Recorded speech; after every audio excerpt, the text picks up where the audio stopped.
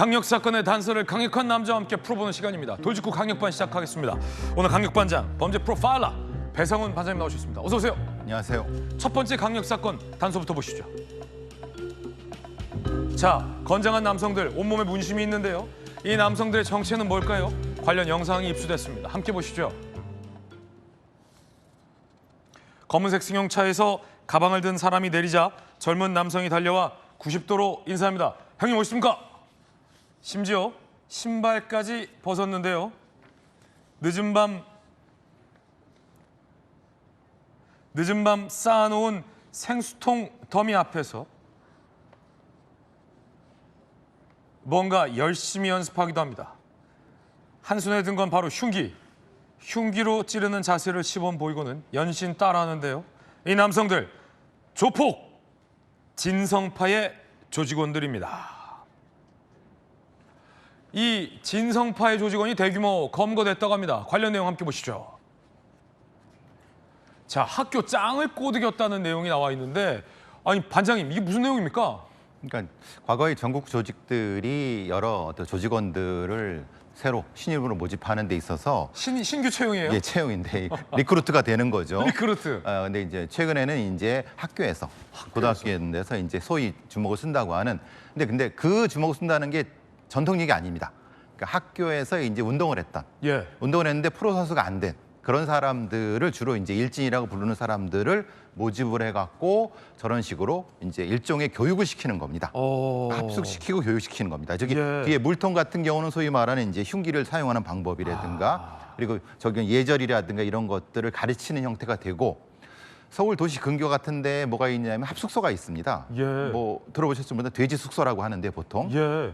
돼지라는 거는 소위 이제 칼바지의 그 하층 조직원을 얘기를 합니다. 전통 조직은 숙의 행동대장 뭐 밑에 있는 칼바지 이렇게 나눠지는데, 아, 그렇군요. 예, 보통 한 30명에서 한 60명이 하나의 조직이고 이게 서너 개가 합쳐져 전국 조직이 되는데, 지금은 39에서 정도 했으니까 작은 조직 형태가 되는 것 같습니다. 과거의 전통적인 어떤 전국 조직은 이미 2000년대이면 다 검거가 됐는데, 다 검거가 됐는데 그동안 이제 일종의 점조직 형태로 꾸려져 왔나 봅니다. MG 조폭 뭐 이렇게 얘기하는 것처럼. 근데 그게 운영이 잘 안 됩니다. 왜냐하면 그 수익이 잘 안 나거든요. 예. 수익이 위로 올라가질 않습니다. 그래서 저런 방식으로 새롭게 신흥 조폭이 형성됐고, 그거를 서울청 광수대에서 적발해서 진성파로 검거한 겁니다. 서울광수대 그럼 서울조폭이네요? 그 뭐 같은 언저리에 있습니다. 왜냐하면 언저리. 그 경기도와 서울 중간에 금천구 사이가 네. 그런 어떤 공간들이 있습니다. 왜냐하면 거기서 일종의 기동 타격제 같은 걸로 대기하면서 세력 싸움이 있으면 바로 투입되는 5분 대기조 형태가 그 공간입니다. 그렇군요. 예, 그렇기 때문에 저렇게 하는 거고, 주로 이제 저런 공간에서 합숙을 하면서 훈련을 하면 대기하는 것은 일종의 뭐 보여주기라고 할까요? 저게 공개가 되면은 뭐가 되냐면 범죄단체 조직죄가 돼갖고 매우 저들한테는 위험합니다. 그래서 이제 그러면 점조직으로 운영하다가 어떤 일이 있을 때만 동원이 되는데, 저 조직은 이제 좀 공개가 돼서 키우려고 하는 것 같습니다. 아니 저 궁금한 게 있는데, 범죄 프로파일링 하셨으니까 지금 보면 조폭들이 꼭 몸에 문신을 하고 있잖아요. 문신을 하는 이유가 있습니까? 약간 범죄 심리학적으로? 일체감. 그리고 유니폼 같은 거예요? 예, 그렇죠. 그 맞습니다. 그런 거고, 유니폼을 뭐 사실은 그렇지 않은데 이제 이런 어떤 문신이라든가 특정한 것 같은 경우는 미국의 갱들 같은 경우는 자기들이 가지고 있는 마크. 모양이 다 따릅니다. 그래서 그것을 미국의 뉴욕 경찰이나 LA 경찰은 다 수집해 갖고요. 다 저 리스팅을 하고 있습니다. 네. 저것이 일종의 자기들의 흔히 말하는 소속 의식 같은 것을 지어지고, 저것의 일종의 자긍심이라고 하면 좀 그렇지만 어떤 그런 것을 가지고 있게 하는 겁니다. 20여 개의 행동 강령도 있었다고 하는데 함께 보시죠. 선배가 보이면 달려와서 90도 인사. 단아까 문장마다 형님 식사하셨습니까 형님. 선배와 동석 씨 인사 올리겠습니다 형님 하고 인사한다. 선배 모시고 운전할 때 좌회전 우회전 시 좌회전 하겠습니다 형님. 우회전 하겠습니다 형님. 급정차 하겠습니다 형님. 비상 깜빡이 켜겠습니다 형님. 맞을 때는 감세 맞겠습니다 형님 이라고 말한다. 형님 이게 뭡니까?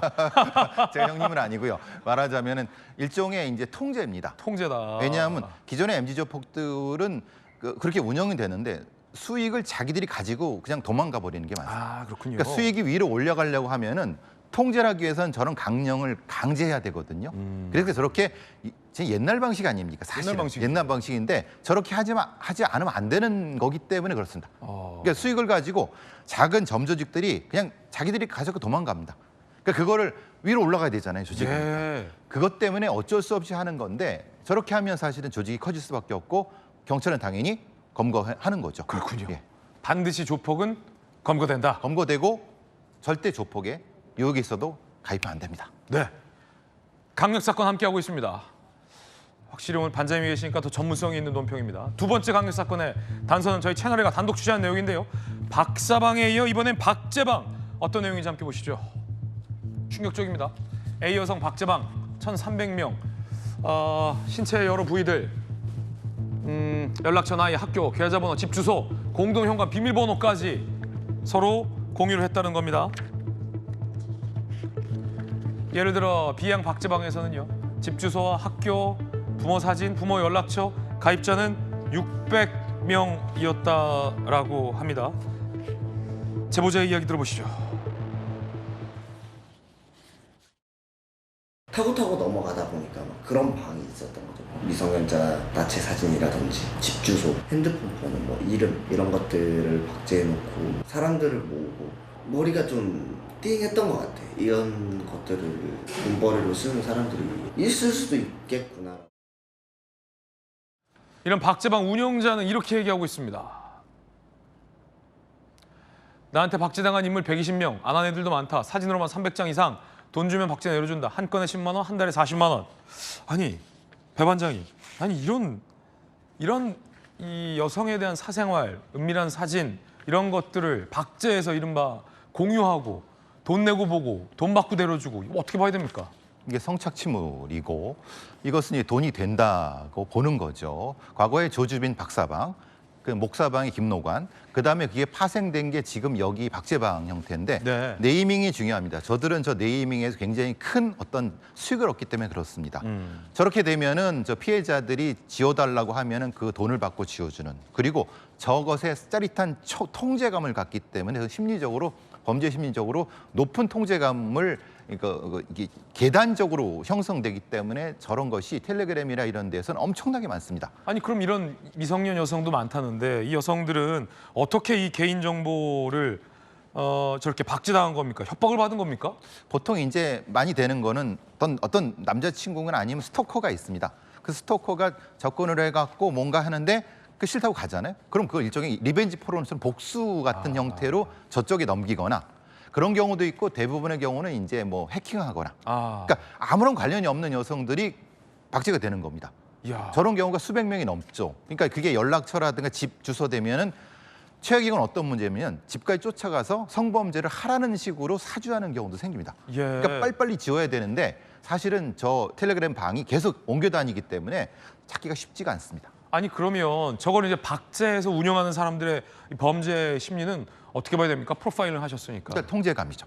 통제감. 예. 뒤에서 내가 예. 모든 걸 이렇게 조종한다. 자기가 저들의 생명을 다 가지고 있다라고 하는 통제감이 가장 큰 거고요. 거기에다가 수익이 많이 납니다.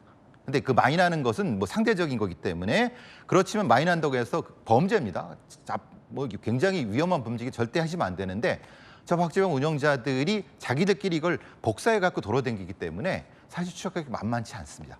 이게 텔레그램에서 주로 이런 방이 이용되잖아요. 예. 경찰이 수사하기 좀 힘듭니까? 근데 과거에 이제 얼마 전에 텔레그램의 CEO가 협조를 하면서 95% 이상 그 협조가 되거든요. 아 그렇습니까? 근데 저기만 있는 게 아니라 디스코드라든가 다른 쪽으로 이게 뭐 계속 점핑을 하기 때문에 하나 쫓아가면 다른 쪽으로 가기가 쉽지가 않습니다. 그래서 사실은 어려운 부분이 있는데 경찰은 여러 가지 면에서 추적하고 있고 저것도 상당히 많이 추적했습니다.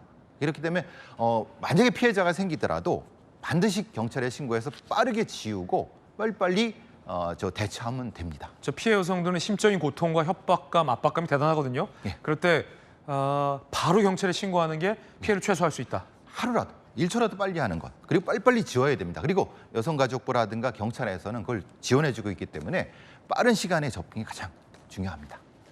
여러 가지 또 도움이 되는 말씀까지 주고 계세요. 세 번째 강력 사건의 단서 보시죠. 식당 격분의 최후? 자, 어떤 사건일까요? 관련 영상이 입수돼 있습니다. 함께 보시죠. 6월 28일 서울의 한 음식점. 손님이 자리에 앉다가 뒷자리에 앉은 남성과 시비가 붙습니다. 다른 손님들이 말리기도 하는데요. 화를 이기지 못했는지 밖으로 나가버립니다. 그런데 주머니에서 뭔가를 꺼내 몸에 뿌리고요. 상대방에게도 뿌립니다. 다름 아닌 라이터 휘발유였습니다. 경찰에 신고가 들어간 사이 이 남성 라이터를 구매하는데요. 자, 이렇게요. 더 큰 사건으로 번질 수 있는 위험천만한 습관. 단 다행히 경찰이 도착해서 라이터를 뺏고 검거에 성공했습니다. 특수협박 폭행 혐의가 지금 적용되는 것 같은데 아니 이런 사람들의 심리는 뭡니까? 별거 아닌 걸로 지금 싸운 거거든요. 아무 별거 아닙니다. 왜냐하면 뒤에서 뭘 쳤다고 하지만 자기 망상이죠. 네. 뒷사람은 그 사람은 실수입니다. 근데 실수인데 저 사람이 나를 공격했다고. 그리고 더더구나 좀 위험한 건 주변 사람들이 자기를 다 비난한다고 생각하기 때문에 주변 사람들을 한 번에 공격 못하니까 스스로를 불질러가고 이런 심리가 되는데 경찰이 사실 난감한 게는 이 뿌린 상태에서 그거 제압하는 과정에서 경찰이 많이 다칩니다. 경찰도 다칠 수 있군요. 그래서 보통 저렇게 하면 경찰들이 접근할 때 자기 몸에 물을 뿌리고 이렇게 저기 그 라이터를 뺏고 이렇게 하거든요. 예. 그리고 조금 더 나가면 이제 그 이 경찰분 같은 경우로 손만 치는 경우도 있는데 네. 그럼 화가 나신다고 해서 그 함부로 그 라이터 같은 거 꺼내시면 안 됩니다. 저 상태는 자기의 분노를 봐달라고 하는 거거든요. 심리가. 그렇군요. 심리가. 일종의 관종 같은 건데 그렇다고 해도 많은 사람 다치게 할 수 있죠. 네. 저런 시비에 휘말리지 않는 것도 지혜일 것 같아요. 그러니까 그렇게 되면은 미리 사과를 하십시오. 네. 조금 자존심이 상한다 하더라도 뭐라고 화를 낼 것 같으면 미리 사과를 하시고 그럼 저런 사람들이 또 화는 안 냅니까? 사과하면. 그리고 사과하실 때 입으로만 하지 마시고 손을 들어서 네. 나한테 아무것도 없다. 이런 네. 제스처를 섞인 사과가 중요합니다. 그러니까 입만 하면은 장난하는 것 같거든요. 근데 이렇게 손을 내고 저는 공격할 의사가 없습니다라고 하는 방식이 최고입니다. 죄송합니다. 네, 죄송합니다. 그러면 그 크면 클수록 사과를 크게 받아들이게 됩니다. 오늘 어떤 배 반장님의 어떤 전문성이 유독 돋보입니다. 예. 배상훈 프로파일러와 함께했습니다. 60초 광고 보고 돌아오겠습니다.